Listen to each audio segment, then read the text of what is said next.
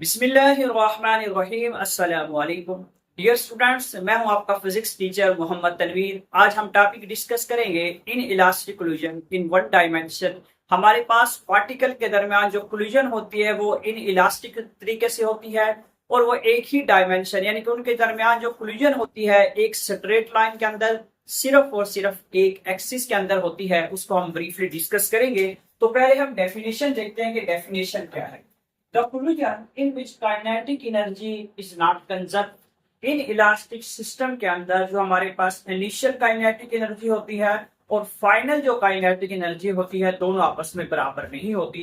तो हम लिखेंगे kinetic energy initial not equal to kinetic energy final. इसको हम यूं भी लिख दें तो ज्यादा बेहतर रहेगा।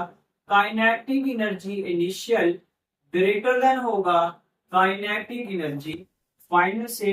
इनिशियल काइनेटिक एनर्जी ज्यादा होगी, टकराने के बाद हम काइनेटिक एनर्जी हासिल करेंगे वो कम होगी। वजह यह है कि ये लास्ट क्यों होता है, हमारी काइनेटिक एनर्जी हीट के अंदर, साउंड के अंदर या किसी न किसी वर्क डन के अंदर चेंज हो जाती है। उसके बाद क्या कहा है, but momentum of the system is conserved. तो हमारा इनिशियल मोमेंटम होगा और जो हमारे पास फाइनल मोमेंटम होगा दोनों आपस में कंजर्व होंगे। इनिशियल मोमेंटम और फाइनल मोमेंटम दोनों आपस में बराबर होंगे। लीनियर मोमेंटम के अंदर किसी किस्म का कोई लॉस नहीं होगा। ऐसा सिस्टम हमारे पास इन इलास्टिक कोलिजन कहलाता है।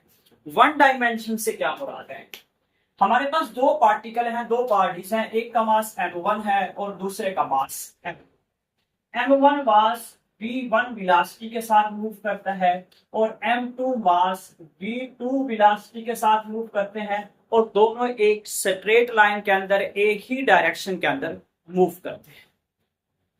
Such that v1 greater than v2।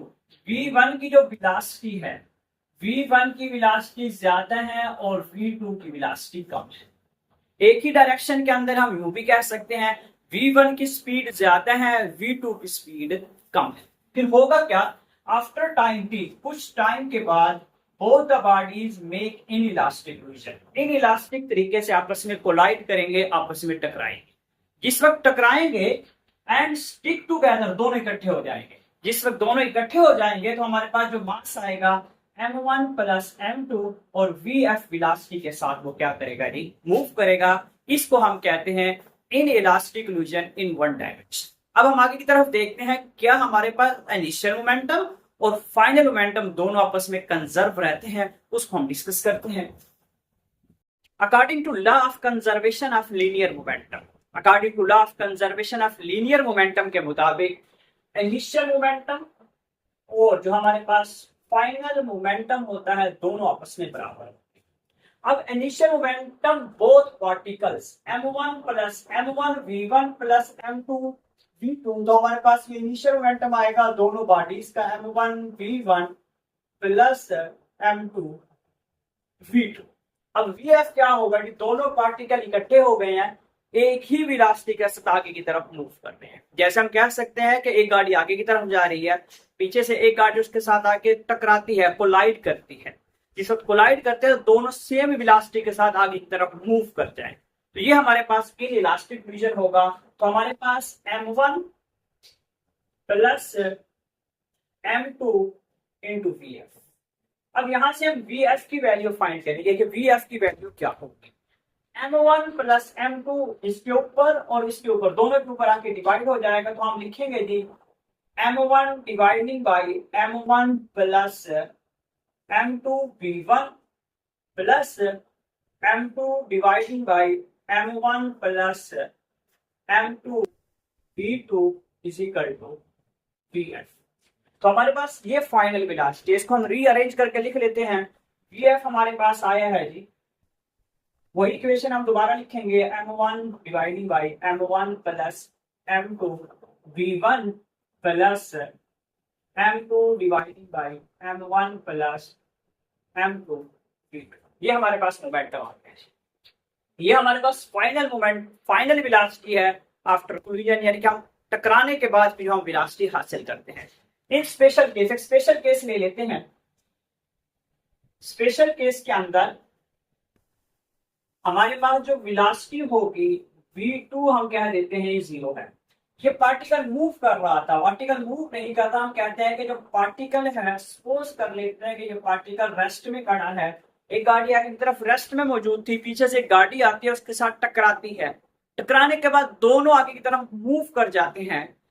अब जिस वक्त ये वाली कंडीशन होगी जिसको हम स्पेशल केस कहेंगे कि पार्टिकल जो हमारे पास मास 2 था वो रेस्ट के अंदर मौजूद है, जिस वक्त पार्टिकल रेस्ट के अंदर मौजूद होगा तो हमारे पास आ जाएगा जी Vf is equal to m1 dividing by m1 plus m2 v1 plus v2 0, तो ये सारी टर्म जीरो हो जाएगी। ये जब सारी टर्म जीरो हो जाएगी तो हमारे पास कंडीशन आ जाएगी Vf is equal to m1 dividing by m1 plus m2 into v1। ये हमारे पास फाइनल वेलोसिटी। अब इसके अंदर एक चीज क्लियर हो रही है कि हमारे पास जो Vf होगा, क्या होगा जी, Vf जो फाइनल वेलोसिटी होगी वो लेस देन होगी इनिशियल वेलोसिटी से। फाइनल वेलोसिटी लेस देन होगी इनिशियल वेलोसिटी से। वजह क्या है? वजह ये है कि यहाँ पे हमारे पास सिंगल पार्टिकल था, किसी ना किसी वेलोसिटी के साथ मूव कर रहा था। यहाँ पे दो पार्टिकल हो गए हैं, जिस वक्त मासेस इंक्रीज करते चले जा रहे हैं तो उसकी वेलोसिटी डिक्रीज होती चली जाएगी, क्योंकि फोर्स को हम नहीं बढ़ा रहे, फोर्स को हमने कांस्टेंट कंसीडर किया हुआ है, क्योंकि एक्सेलरेशन और मास दोनों आपस में इनवर्स रिलेट करते हैं अकॉर्डिंग टू न्यूटन लॉ। तो हमारे पास यहाँ पे यही कंडीशन होगी, जिस वक्त मासेस का रेसिप्रोकल देखें, मासेस दो मासेस हैं, जिस वक्त हम डिवाइड करेंगे तो हमारे पास जो फाइनल वेलोसिटी होगी वो डिक्रीज कर जाएगी, इनिशियल वेलोसिटी ज्यादा होगी। यानी कि हम कह सकते हैं कि हमारे पास जो काइनेटिक एनर्जी होगी, काइनेटिक एनर्जी हमारे पास जो फाइनल होगी, क्योंकि हाफ mv स्क्वायर के मुताबिक हमारे पास फाइनल काइनेटिक एनर्जी होगी वो हमारी कम होगी, इनिशियल काइनेटिक एनर्जी वो हमारी ज्यादा होगी। काइनेटिक एनर्जी का हम इक्वेशन को, सिंपल इक्वेशन को ड्राइव करते हैं, उसको हम देखते हैं। Kinetic energy initial not equal to kinetic energy final. ये इलास्टिक कोलिजन की कंडीशन है।